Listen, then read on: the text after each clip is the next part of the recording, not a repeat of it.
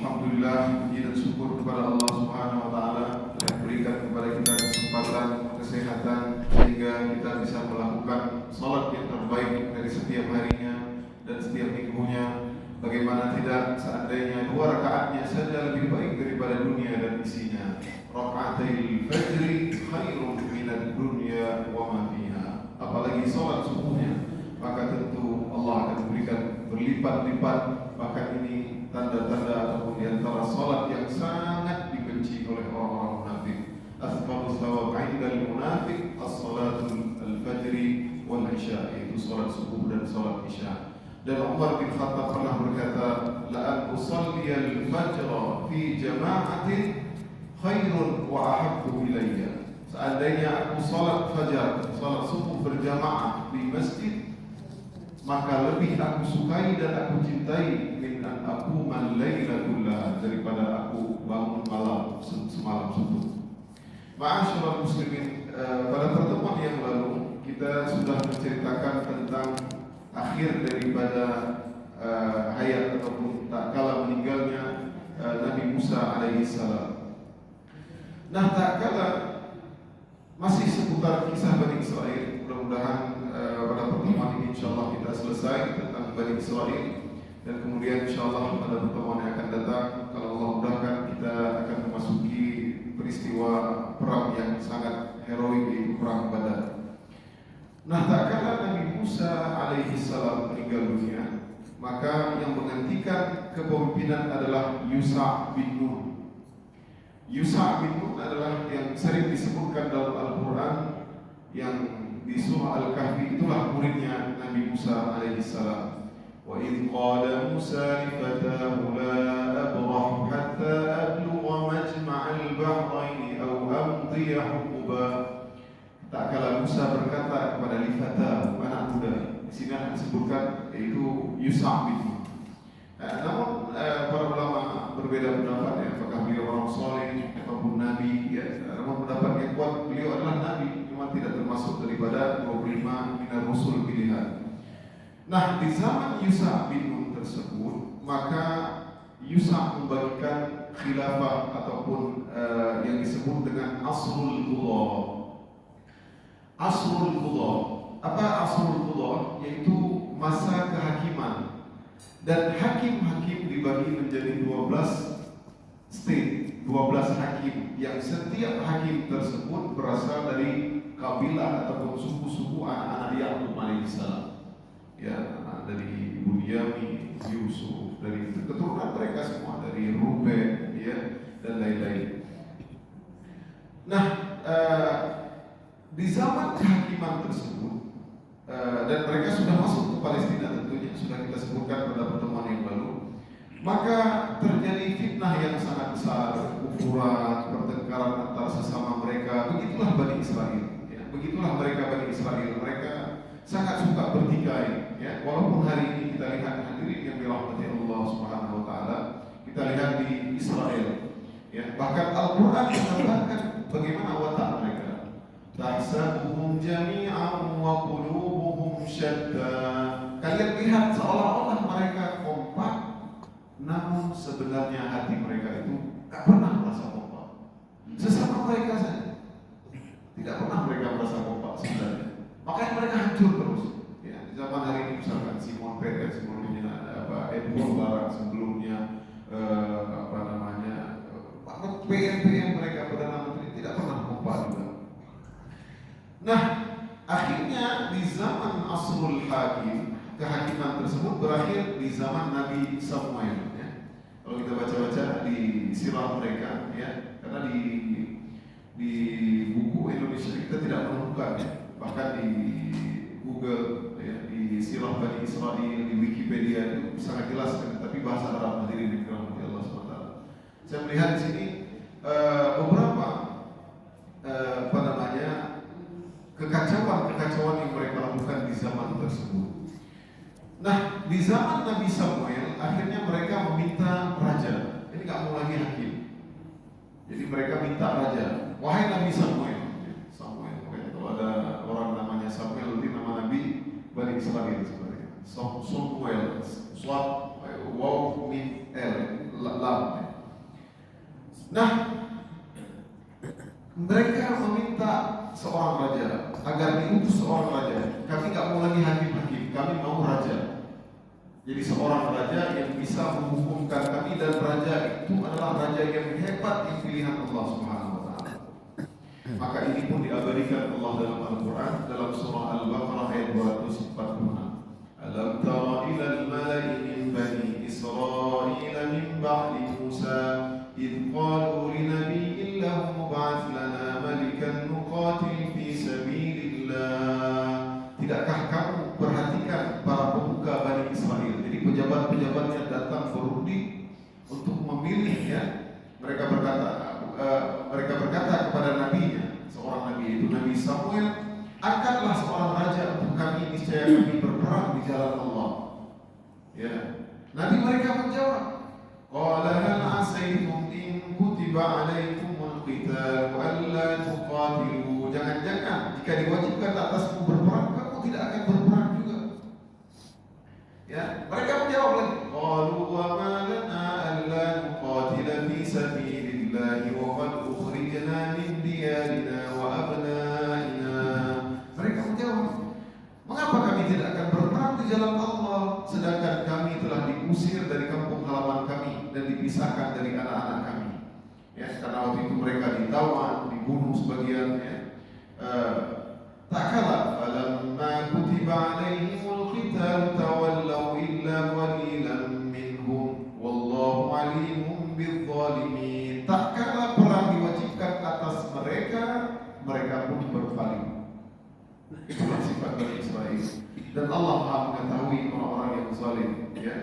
Kemudian Nabi Samuel berdoa kepada Rabbnya agar berkenan mengirimkan seorang raja. Ya. Siapa yang diutus, ya, atas doa Nabi Samuel tersebut di ayat berikutnya? Wa qala lahum nabiyyuhum inna Allah qad ba'atha lakum taluta malika. Dikelanjutkan di surah juz 2 hadirin, ya, di 3 ayat berturut-turut. Dan Nabi mereka berkata kepada mereka, sesungguhnya Allah telah mengangkat Talut menjadi raja. Talut, ya.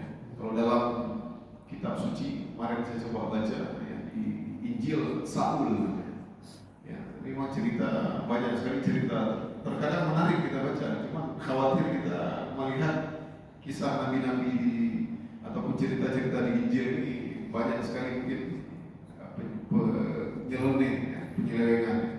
Boleh-boleh saja kita baca, tapi hati-hati diri. Saya coba baca, tidak ada maklumat, ternyata luar biasa kebobrokan yang mereka tulis di perjanjian Injil dan perjanjian lama. Ada di Google itu, ya. Bagaimana misalkan kita ketik Nabi Daud versi Injil, ya, apalagi Nabi Sulaiman versi Injil, Solomo, ya, mereka tulis.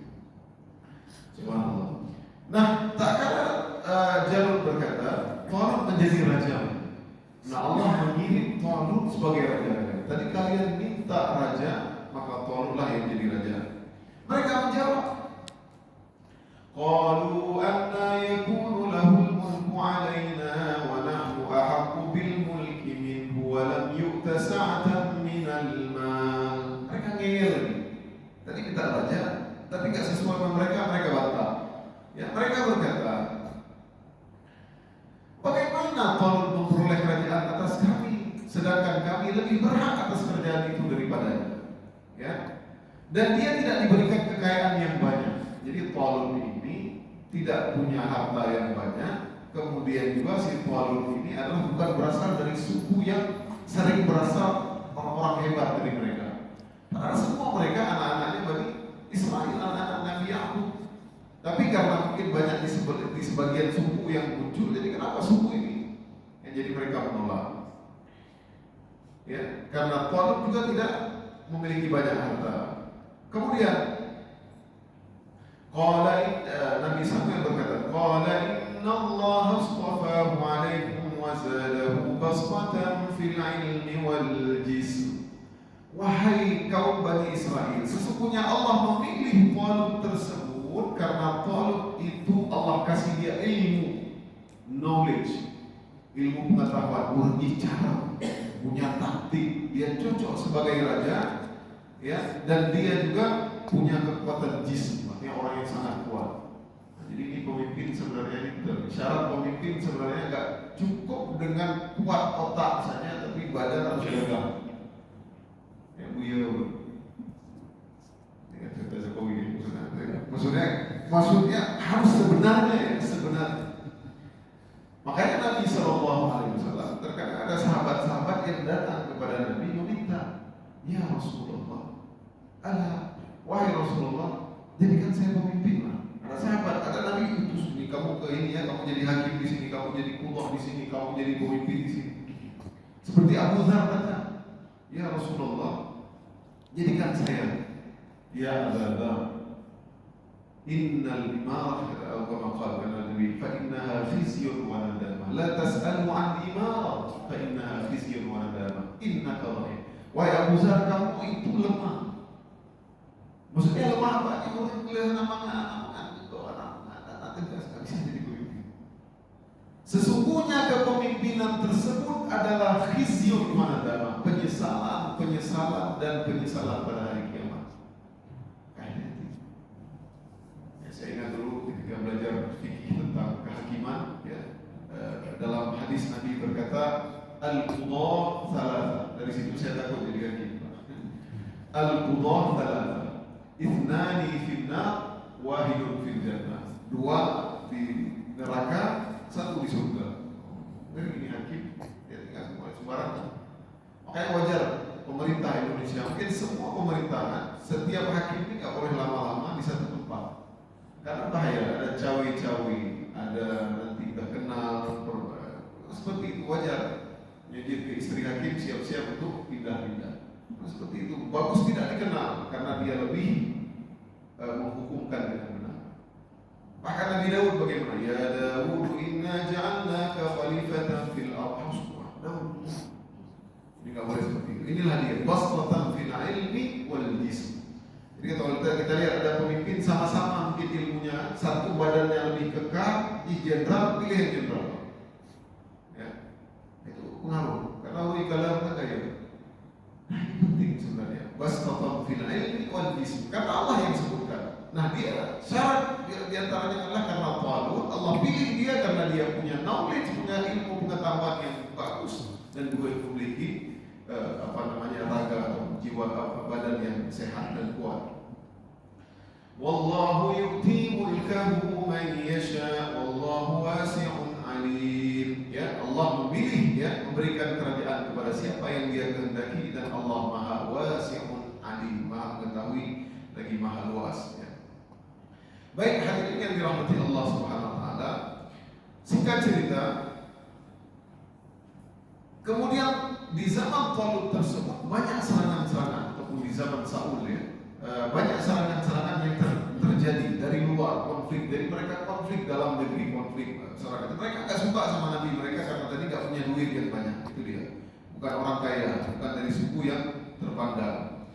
Nah kemudian mereka protes, ya itulah mereka orang-orang Bani Israel protes macam-macam, kita diserang dan lain-lain. Maka kemudian pun terjadi jihad di zaman Talut tersebut. Nah, tak kala terjadi jihad peperangan, ya peperangan, maka disitulah Jalut, Talut di zaman Talut punya prajurit yang bernama Nabi Daud alaihissalam. Daud ya. Ya di sini dia berikan wa qatala Daud Jalut wa ataahu Allahul mulka wal hikmah ya. Di ayat berikutnya ayat 249. Maka ketika Talut membawa bala tentaranya dari Baitul Maqdis, dia berkata, "Ya Allah, Allah akan menguji kamu dengan sebuah sungai. Ya, maka barang siapa meminum airnya dia bukanlah pengikutku. Barang siapa yang tidak meminumnya maka dia adalah pengikutku kecuali menciduk sendiri." Jadi mereka disuruh perintah Allah jangan minum banyak, hanya menciduk saja. Ya, itu dia perintah Allah SWT agar mereka menang. Tetapi mereka meminumnya kecuali sebagian kecil di antara mereka. Perintah Nabi pun mereka ingkar juga, mereka disuruh. Mereka berjumlah sekitar 300 orang.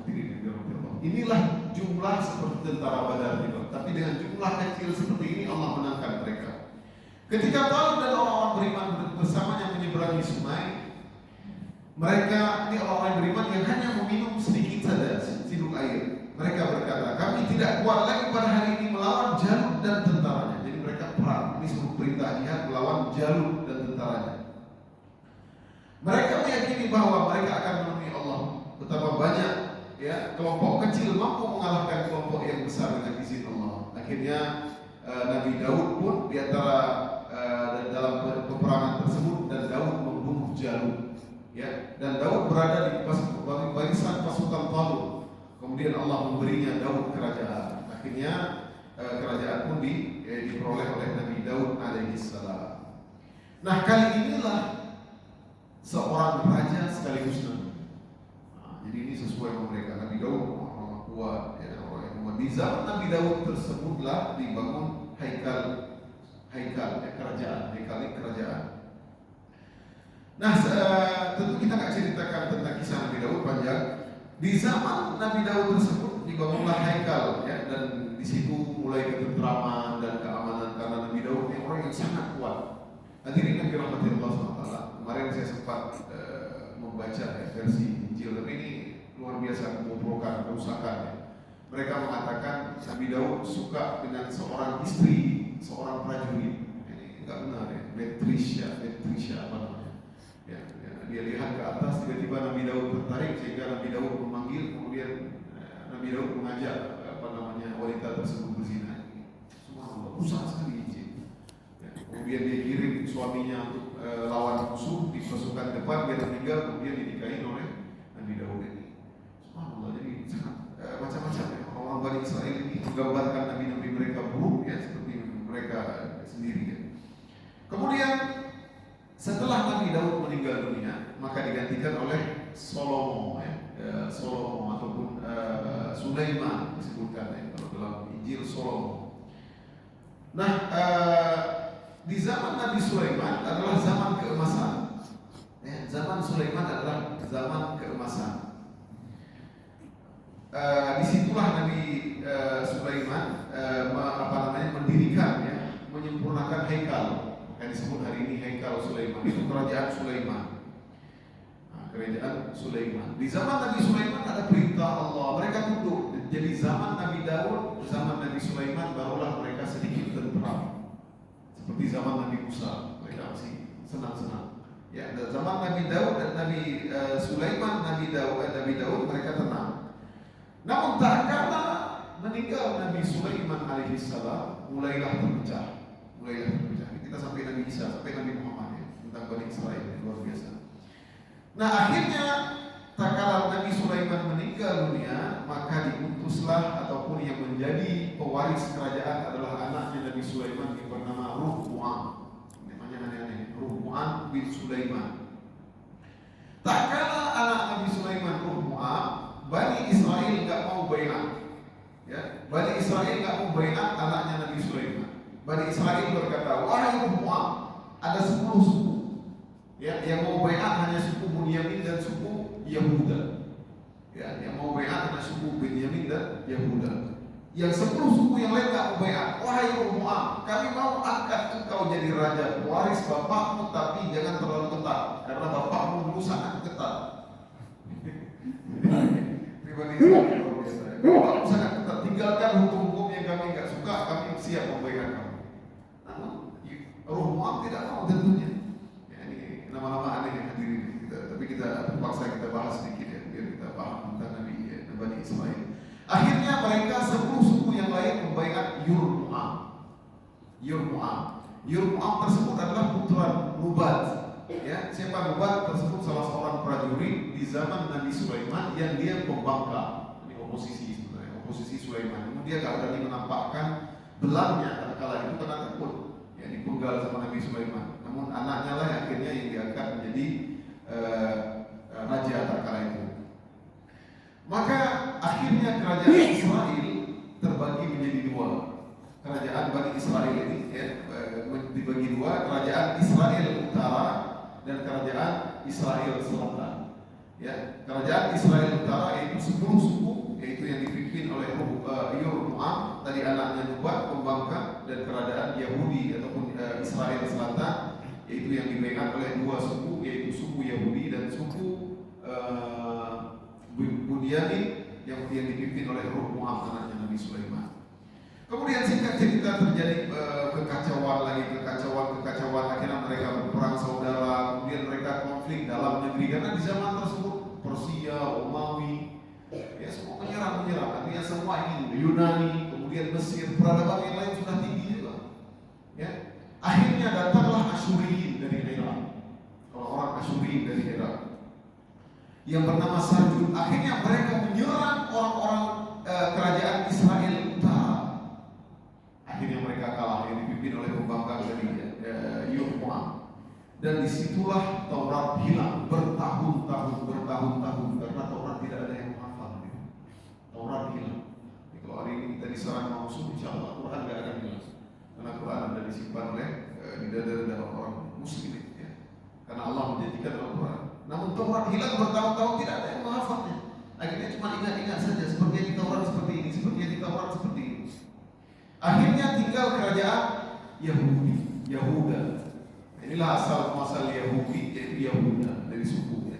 Tadi Yahuda dan Bunyamin, kemudian mereka makin dominan Yahuda, akhirnya mereka menamakan kerajaan Yahuda. Akhirnya di zaman tersebut pun kemudian setelah datangnya Asyuri, mereka dikalahkan, akhirnya mereka diberi perbudakan, akhirnya munculnya Mukhtar-Nasr. Ya, kalau kita baca di bahasa Arab, nama rajanya Mukhtar-Nasr, kalau bahasa Inggrisnya Nebukadnezar. Ya, dari Babilonia, Irak. Nah, Irak. Mereka merebut Palestina seutuhnya, semuanya kerajaan selatan pun akhirnya direbut. Dan masa inilah disebut dengan masa perbudakan di Irak. Semua mereka dibawa ke Irak, dijadikan budak-budak semua Bani Israel. Allah menghukumkan. Ya. Su'al ada, Allah buat mereka seperti itu. Karena kekufuran yang mereka lakukan, banyak kekacauan mereka, ngernya mereka, Allah buat. Bani Israel kemudian dia su'ul ada, mereka merasakan azab tersebut. Ya. Akhirnya mereka jadi budak di mana-mana. Masa perbudakan tersebut, ya. Akhirnya di masa perbudakan tersebut pun maka dihancurkanlah Haikal Sulaiman seutuhnya 586 sebelum Masehi. Ini saya simpulkan saja ya. Sebelum Masehi 586 sebelum Masehi hancur total. Tinggallah yang hari ini menjadi sisa-sisanya itu tembok ratapan. Hari ini mungkin orang Yahudi seperti itu ya. Inilah tembok ratapan mereka. Nah, inilah masa perbudakan Yahudi ya. Mereka jadi budak di mana-mana, mereka wanita-wanita mereka dan semua mereka jadi budak, dikuasai, dipukul mereka di mana-mana ya. Kemudian di tahun 539 sebelum Masehi ya. Jadi kalau sebelum Masehi ini mundur dia. Kalau 586 dengan 539 ternyata lebih lama 539 sebelum Masehi. Ya, sebelum Masehi ini tahun Isa. Makanya disebut tahun Masih Isa. Ya, nanti ketika Isa lahir baru satu Masehi. Ya, ketika Nabi Muhammad lahir baru satu Hijriah. Cuma hari ini banyak orang Islam kita pakai tahun Masehi masih karena sangat kuatnya orang Romawi ya. Mereka hebatnya. Baik, kemudian di zaman tersebut 50.000 Yahudi ya dibunuh. Banyak sekali Yahudi dibunuh dan lain-lain. Ya. Kemudian datanglah ada seorang raja setelah itu, yang raja tersebut orangnya agak sedikit baik. Setelah itu maka mereka memberikan hak karena mereka mengatakan sesungguhnya orang-orang Yahudi inilah orang yang pantas untuk menduduki Palestina. Akhirnya dipimpin oleh Ezra ini Uzair dan Nehemia, dua orang akhirnya membawa sekitar 50.000 Yahudi ke Palestina. Ya, 50.000 Yahudi ke Palestina. Inilah Ezra Uzair yang disebutkan dalam Al-Quran di juz 20 di juz 4 ya. Au kalladzi marra ala qaryatin wa hiya khawiyatun ala urushiha qala anna yuhyi hadhihi Allahu ba'da mawtiha fa amatahu Allahu 100 'amin thumma ba'atha. Uzair inilah yang Allah matikan 100 tahun. Dan dialah satu-satunya yang menghafal Taurat. Maka dia adalah orang yang soleh. Maka orang Bani Israel ada yang soleh, ada. Tapi 1 in million, satu orang 1 juta satu orang gitu ada. Atau mungkin 10 juta satu orang. Dan soleh luar biasa soleh. Di zaman Nabi Muhammad ada juga seperti Abdullah bin Salam bin telah pernah kita ceritakan, ada yang beriman. Kalau hari ini kita mungkin 100% mereka ada yang beriman, 100% brengsek semua mereka. Tapi mereka adalah umat yang paling sombong. Ya.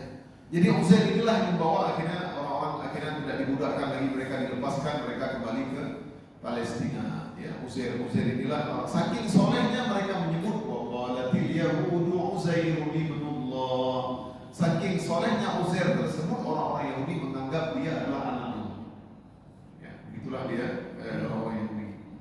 Nah, tak kala kembali ke Palestina, orang-orang Yahudi sudah tercampur baur tadi zaman perbudakan mereka, dinikah, di macam-macam, dizinai, dijadikan budak macam-macam. Jadi mereka pun sudah tercampur baur, udah gak kenal lagi yang mana suku Yahudi, yang mana suku Ruben, yang mana suku Bunyamin, Yusuf dan lain-lain, sudah kecampur-campur mereka. Akhirnya ketika di Palestina mereka menamakanlah mereka suku Yahudi, nah Yahudi saja, mungkin dominan Yahudi, tak kala itu Yahuda, dari nenek moyangnya Yahuda. Mereka tinggal di Palestina, ya, di bawah Persia. Kemudian akhirnya datanglah Persia, ya, itu di zaman Yunani mereka dilepaskan karena raja Yunani ini baik. Jadi mereka dikuasai oleh orang Asuri dari Irak, Babilonia, kemudian Bukti Nasar, kemudian datang raja Yunani juga, kemudian raja ini lebih baik, kemudian kalah Yunani dikuasai oleh raja Persia. Jadi penjajahan dulu, ya, sama seperti kita dijajah oleh Belanda, kemudian dijajah oleh Jepang, ya, kemudian seperti Portugis sebelumnya. Akhirnya setelah Persia menguasai mereka, Persia pun juga akhirnya dikalahkan Yunani, ya, oleh Alexander Makedonia, ya, Alexander the Great, ya, Makedonia, ya, Allah alam, ya, Alexander Makedonia ini disebutkan Makedonia ini bukan Iskandar Zulkarnain, ya, bukan Zulkarnain, tapi Alexander Makedonia, ya, karena Alexander Makedonia ini adalah dia Muslim, ya. Kemudian setelah itu orang Mesir yang menguasai Palestina, jadi datang orang lain kuasai Palestina, datang suku yang lain kuasai Palestina, Asyuriyin, kemudian Persia, kemudian orang Yunani, kemudian Mesir menguasai Palestina. Kemudian tak kalah Mesir dikalahkan oleh Romawi mengalahkan mereka. Ya, kemudian Romawi berhasil menguasai di zaman tahun 63 sebelum Masehi. Jadi sudah dekat kelahiran Isa. Kemudian tak kalah Romawi menguasai Palestina dengan waktu yang sangat lama. Di zaman tersebutlah lahir Nabi Isa alaihissalam. Inilah Nabi Isa, dan lucu hampir selesai kisah Bani Israil. Nah, di zaman Nabi Isa alaihissalam, Nabi Isa fokus kepada memperbaiki akhlak yang rusak. Ya, jadi Nabi Isa nggak ingin menggulingkan Romawi, karena Allah mengirimkan agama yang real, artinya nggak disuruh untuk menggulingkan Romawi, sangat besar, mungkin sepertiga dunia tak kala itu, ya. Setengah 2/3 belahan dunia dikuasai oleh Romawi. Ya, Nabi Isa hanya fokus dakwah tauhid, ya. Kemudian mendakwahkan kepada mereka untuk menyembah Allah dan lain-lain sebagainya. Karena kekufuran dan kebobrokan moral mereka, tak kalah hilang Taurat, ya. Kemudian mereka pun sudah membuat mencampur adukkan. Nah, karena orang-orang Yahudi tersebut hobinya adalah membunuh para nabi, waqatlahumul anbiya, maka orang-orang Yahudi itu bersepakat, mereka nggak suka. Mereka ingin sebenarnya Nabi Isa tersebut menggulingkan Romawi. Maka akhirnya mereka bersekongkol dengan Romawi untuk membunuh Nabi Isa alaihissalam, Al-Masih, ya, Al-Masih, ya. Akhirnya mereka bekerja sama dan menyalib Nabi Isa. Namun sebenarnya mereka pun tidak yakin apa yang mereka salib tersebut, ragu mereka. Wa ma qataluhu wa ma salabuhu walakin syubbiha lahum. Allah berkata, tidaklah mereka membunuh Nabi Isa dan mereka menyalib, tapi mereka ragu sebenarnya. Ya, wa ma qataluhu yaqina bal rafa'ahu Allah ilaihi, akan tapi Isa kami angkat dan kami buat ada orang yang mirip dengan Nabi Isa. Akhirnya orang tersebutlah yang disalib. Ya. Nah, itulah akhirnya Yahudi semakin kacau. Ya, jadi akhirnya di zaman tersebut Yahudi semakin kacau. Kemudian muncullah di masa Asyur-Syata, di mana mereka terpencar di mana-mana. Mereka terpencar, nggak tahu mana-mana. Mereka sibuk memang ingin, karena dikuasai oleh Romawi, mereka nggak suka sama hukum. Mereka ingin membelot dengan pemerintahan. Begitulah orang-orang Bani Israil. Karena mereka orang yang paling sombong. mereka lihat Romawi enggak, lagi orang Islam enggak suka mereka. Karena kita ada keturunan seorang Buddha. Karena Hajar adalah Buddha yang diwariskan oleh Raja Mesir kepada Sam. Jadi kalau ada orang yang sombong, ada suku yang sombong hari ini, enggak sombong, tapi Bani Israel lebih sombong. Kalau ada orang yang paling sombong di dunia ini adalah Bani Israel, orang Israel. Ya, karena mereka paling sombong. Maka mereka mengatakan nahnu abna'ullah wa ahibah. Kami adalah anak-anak Allah. Kami adalah kekasih-kasih Allah. Jadi mereka sangat sombong. Kalau ada orang yang paling sombong hari ini, suku sombong enggak, Bani Israel lebih sombong, orang Yahudi lebih sombong. Kemudian di zaman Imperator Romawi hancurlah haikal tersebut, haikal Sulaiman sehancur-hancurnya, hadirin dirahmati Allah SWT. Ya, kemudian di zaman tersebut juga di zaman Raja Adrianus ya. Kemudian di zaman sudah agak mulai modern ya,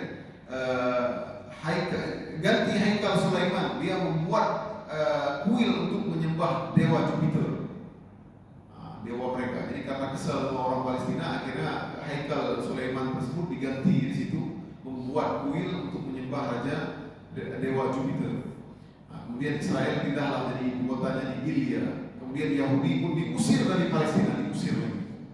Dari masuk, kemudian diusir lagi. Ya. Kemudian terakhir ini kita insya Allah pada pertemuan yang akan datang kita akan ceritakan bagaimana di zaman modern akhirnya mereka bisa kembali lagi ke Palestina. Insya Allah nanti kita akan sampaikan. Tapi setidaknya kita sampaikan sedikit. Ada seorang yang bernama Yahudi, Syahid Makarius dari Yahudi. Dia meneliti tentang sejarah Yahudi, yaitu kerajaan Israel tak kala itu akhirnya terpencar di seluruh alam semesta. Kenapa orang-orang Israel hari ini kita lihat wajahnya sudah beda-beda semua, berbeda dengan orang Arab masih mirip. Ya. Ada memang di Saudi hari ini orang Arab ada sebagian yang mirip Indonesia. Ya, kalau kita ke Saudi itu orang Arab ada yang mirip Indonesia. Tapi itu mungkin karena dia kawin campur. Ini orang Yahudi sekarang lebih parah lagi. Orang Arab belum ada orang Arab yang warna hitam kulit, ada yang sangat hitam. Ini orang Yahudi ada yang hitam, ada yang Cina, sipit, semua ada terpencar-pencar mereka. Karena di zaman tersebut mereka terpencar-pencar, subhanallah. Ya, terpencar-pencar mereka, luar biasa. Kehinaan mereka, akhirnya mereka dipencarkan, dibawa kemana-mana. Nah di zaman modern, misalkan di Raja Philip, ya, Raja Inggris Philip akhirnya membunuh semua Yahudi yang ada. Ya, di zaman Prancis Raja Louis membunuh mereka juga semua. Di zaman Italia karena mereka dianggap bahwasanya mereka yang membunuh Nabi mereka, Tuhan mereka lagi Isa. Dibunuh mereka di Italia juga, di Rusia juga dibunuh ratusan ribu Yahudi dibunuh. Jadi siapa yang dia takut di mana-mana di zaman tersebut. Allah buat mereka seperti itu. Kemudian di Jerman Adolf Hitler, sedikit lagi ya Ustaz Erwandi, kita selesaikan saja Yahudi ini selesai ya. Nah di zaman Hitler maka Yahudi dibunuh di mana-mana. Hitler berkelana ke seluruh Eropa, ke seluruh negeri, di mana ada Yahudi dibunuh semua Yahudi. Begitulah Allah merasakan mereka. Mayyasuhum su'al azab, sampai hari kiamat mereka dibunuh. Bahkan di zaman nanti di akhir zaman pun Yahudi pun akan dibunuh oleh siapa? Orang Islam. Tidak ada permohonan, mereka sembunyi kecuali mohon zarkan yang tidak kasih tahu mereka. Yang lain mereka sembunyi dikasih tahu ini Yahudi, bunuhlah dia. Karena Yahudi akan muncul dengan Dajjal nanti. Makanya Yahudi ini dibunuh terus ya, dibunuh, diusir Palestina, masuk lagi diusir. Tapi mereka sifat mereka karena sifat yang sangat ngeyel, mereka bobrok, mereka kekufuran, mereka padahal Allah lebihkan banyak sekali, tapi mereka tidak gubris ya. Kemudian di zaman berikutnya Sir Henry dari Inggris, Napoleon Bonaparte akhirnya kumpul kembali, menyatukan mereka kembali. Akhirnya Yahudi adalah di zaman Napoleon Bonaparte tersebut ada seorang yang menulis Nida Yahud, Call for Jews. Ya, ini bisa dibaca, panjang ceritanya hadirin. Ya. Akhirnya orang Yahudi merasa Israel itu tempat mereka. Akhirnya mereka kembalilah, mereka menguasai propaganda, kemudian pergerakan Zionis. Tidak, mereka mulai naik lagi. Mereka menguasai politik, uang mereka pun punya uang. Ya, misalkan di Amerika ada yang mampu, apalagi misalkan keluarga Rothschild, ya, bankir orang Yahudi, mereka biayain semua.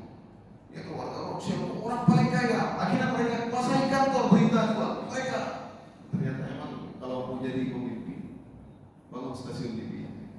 Di Yahudi bisa bangun bank, stasiun TV. insyaallah jadi gubernur, insyaallah jadi presiden. Ya, ini pengaruh sekali karena apa? Opini-opini orang Yahudi baik, akhirnya mereka kuasai duit, mereka kuasai politik, mereka masuk dalam ini. Akhirnya juga singkat cerita hadirin yang dirahmati Allah Taala, ada Baba Vatikan yang dari Yahudi. Paus muncul dari Yahudi, segitu. Akhirnya dari Paus tersebut mengatakan bahwasanya Yahudi tidak bersalah atas pensaliban Nabi Isa, dan Yahudilah orang pemegang pewaris tahta ataupun tanah Israel yang sah, Palestina. Seperti itu. Mereka pintar, subhanallah. Kalau kita cerita bagaimana profesor, Allah lebihkan otak mereka. Kalau kita otak mungkin 100%, mereka 1000% otak mereka. Memang hebat ini. Ya, akhirnya di zaman 1917 terakhir Balfour, ilmu Inggris, ya, memberikan izin kepada mereka. Akhirnya mereka adalah pewaris yang sah. Saya ingat di Mesir, saya ingat dulu ketika kuliah di Mesir, orang teman-teman saya yang kuliah di Mesir di Al-Azhar pakai paspor Israel, tidak ada paspor Palestina, karena Palestina tidak diakui oleh negara. Subhanallah. Dan kadang-kadang orang Palestina pun jahat di dalam. Ya, ada teman itu diceritakan, ya, dia nggak cerita sama saya, itu dia jual tanah Palestina sama orang Israel. Orang Israel terima, dijual tanah Palestina dengan harga yang mahal, walaupun sedikit mungkin orang Israel beli semua, karena orang Israel di seluruh dunia mereka menguasai. Mereka panggil, hari ini mereka panggil siapa Israel, orang-orang Yahudi yang mau balik ke Palestina, mereka dapat fasilitas semuanya. Israel, kami dulu ya sempat ada bekerja di Israel, gajinya segini besar. Kalau kena bom Hamas mati konyol gitu. Akhirnya kita nggak berani. Kalau cari duit ya ada di Israel, kalau mau boleh. Hari ini bekerja di Israel. Kalau selama 2 tahun 3 tahun, insya Allah pulang ke Aceh kaya. Ya, tapi kalau selama, ya, kalau kena bom Hamas nanti kita udah ikut membantu Israel. Alhamdulillah. Ya inilah dia. Akhirnya orang Israel, orang Palestina yang kurang iman, mereka jual tanah, orang Israel beli. Itu Israel. Nah, terakhir, hadirin yang dirahmati Allah SWT, betulkah propaganda bahwasanya pewaris Israel tanah hari ini Palestina adalah orang Israel? Sebenarnya jawabannya tidak. Karena apa? Karena sesungguhnya tanah Palestina tersebut bukan punya mereka, bukan punya Nabi Ibrahim juga. Nabi Ibrahim berasal dari Irak. Nabi Ibrahim disuruh pergi ke Palestina. Jadi sebelum Nabi Ibrahim sudah ada suku-suku di situ, yaitu Asuri. Ya, ada suku-suku yang lain di situ. Jadi tidak benar. Jadi benar kalau orang bilang tapi orang Israel, beginilah sejarahnya. Ternyata sebelum Nabi Yakub, ya, sebelum Nabi Ibrahim sudah ada suku-suku juga di situ. Jadi akhirnya mereka bersanding sama-sama.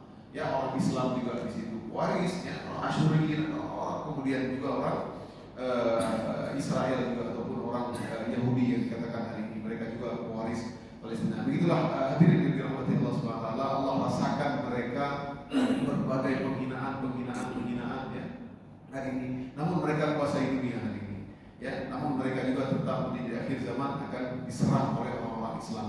Begitulah singkat cerita tentang Bani Israel. Kalau Bapak ingin melihat, ya, kalau ada buku bahasa Indonesia, saya nggak tahu apakah ada, ya, ada di karangan beberapa syekh, misalkan Muhammad Ghazali, Tawali Sya'awi, Bani Israel, panjang-panjang sekali tentang kisah Bani Israel. Boleh kita baca, namun kita tidak sebutkan semuanya karena waktu. Beginilah singkat tentang Bani Israel. Di zaman Nabi Muhammad SAW pun akhirnya mereka diusir. 3 suku di Madinah, Qainuqa, Bani Nadir, dan Bani Quraidah, semuanya diusir karena mereka berkhianat dengan Nabi Muhammad SAW. Akhirnya diusir, lihat, mereka dikeluarkan. Karena apa? Sifat mereka, sifat ngeyel mereka, sifat jahat mereka, sifat pengkhianat mereka. Akhirnya di mana-mana pun mereka sebenarnya tidak tenang, diusir selalu. Beginilah hadirin yang dirahmati Allah SWT, umat yang Allah berikan kelebihan berbagai kenikmatan, mukjizat, para nabi-nabi datang dari suku mereka semuanya, ya, namun mereka sombong, ingkar, kufur, tidak ada syariat, tidak sesuai dengan keinginan mereka tolak. Itulah dia Bani Israel. Mudah-mudahan kita bisa menjadi umat Nabi Muhammad yang terbaik. Kita selalu taat kepada Nabi kita, dan mudah-mudahan kita akan mendapat syafaat dari Nabi Muhammad SAW. Insyaallah pada pertemuan yang akan datang kita akan bahas di tahun 2 Hijriah, yaitu Perang Badar. Aku qouli hadza wa astaghfirullah li wa lakum. Subhanakallahumma wa bihamdik.